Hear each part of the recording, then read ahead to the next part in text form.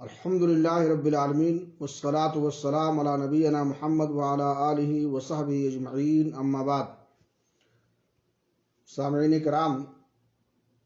توحید کے درس میں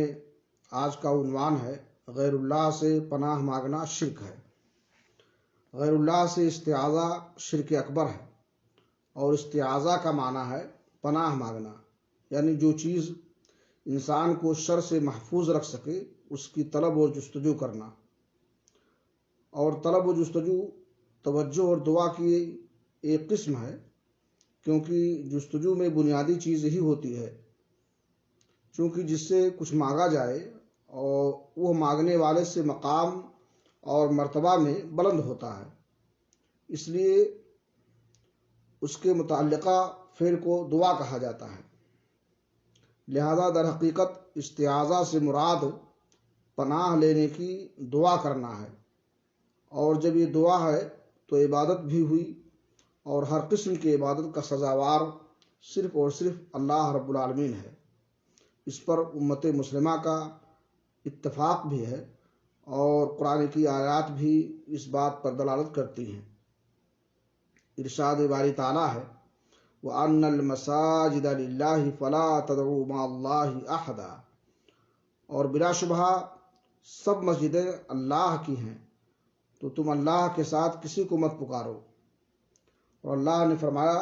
وَقَضَىٰ رَبُّكَ أَلَّا تَعْبُدُوا إِلَّا إِيَّاهُ، اور تیرے رب نے حکم دیا ہے کہ اس کے سوا کسی کی عبادت نہ کرو، بلکہ ہر وہ دلیل جس میں محض اللہ سے دعا کرنے اور اسی کی عبادت کرنے کا ذکر ہے، وہ بالخصوص اس مسئلے استعاذہ کی بھی دلیل ہے۔ اور جو استعاذہ اللہ عز و جل ہی سے درست ہے، در حقیقت اس میں ظاہری عمل اور باطنی عمل دونوں شامل ہیں۔ ظاہری عمل تو پناہ لینا، شر سے محفوظ ہونا اور نجات پانا ہے، اور باطنی عمل یہ ہے کہ جس سے پناہ مانگی جا رہی ہے اس سے دلی لگاؤ ہے، اپنی بیچارگی اور حاجت اس سے پیش کرنا، اور اپنی نجات کا معاملہ بھی اسی کے سپرد کر دینا ہے۔ لہذا بالاتفاق یہ استعاذہ اللہ رب العزت کے سوا کسی دوسرے سے درست نہیں ہے۔ اور جب یہ کہا جاتا ہے کہ جو چیز مخلوق کے بس میں ہے اس کی پناہ مخلوق سے مانگنا جائز ہے، تو یہ اس وجہ سے ہے کہ ایسے دلائل موجود ہیں جو اس بات پر دلالت کرتے ہیں، اور اس سے مراد یہ ہوتی ہے کہ مخلوق سے پناہ محض زبانی طور پر مانگی جاتی ہے، دلی لگاؤ اللہ رب العالمین کے ساتھ ہوتا ہے، اور یہ حسن ظن ہوتا ہے کہ بندہ تو محض ایک سبب اور ذریعہ ہے، در حقیقت پناہ دینے والا صرف اللہ تعالیٰ ہی ہے۔ لہذا جب ظاہری طور پر مخلوق سے پناہ مانگی جائے اور دلی رجحان اور توجہ مخلوق کی طرف نہ ہو، تو پھر مخلوق سے پناہ مانگنا جائز ہوگا۔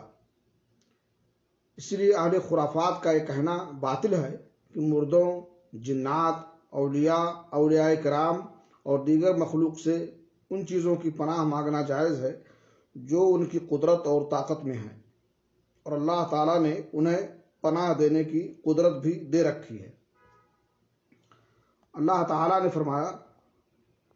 وَأَنَّهُ كَانَ رِجَالٌ مِّنَ الْإِنسِ يَعُوذُونَ بِرِجَالٍ مِّنَ الْجِنِّ فَزَادُوهُمْ رَهْقًا،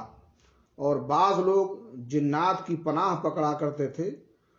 تو اس طرح سے وہ جنات سرکشی میں اور بڑھ گئے۔ رہقہ کا معنی ہے ان کے دلوں میں اس قدر خوف و اضطراب پیدا ہو گیا کہ وہ جنات ان پر ظلم و زیادتی کرنے لگے۔ ظلم جسم پر بھی ہوتا ہے اور روح پر بھی، گویا ان جنات کا یہ ظلم بطور سزا تھا، اور سزا کسی گناہ پر ہوتی ہے تو معلوم ہوا کہ غیر اللہ سے پناہ مانگنا گناہ ہے۔ خولہ بنت حکیم کہتی ہیں کہ میں نے رسول اللہ صلی اللہ علیہ وسلم کو فرماتے ہوئے سنا کہ جو شخص کسی جگہ قیام کرے اور یہ دعا پڑھ لے اعوذ بکلمات اللہ التامات من شر ما خلق، میں اللہ تعالیٰ کے کامل کلمات کی پناہ چاہتا ہوں ہر اس چیز کے شر سے جو اس نے پیدا کی ہے، تو اس کے وہاں سے روانہ ہونے تک کوئی چیز اسے ضرر اور نقصان نہ پہنچا سکے گی۔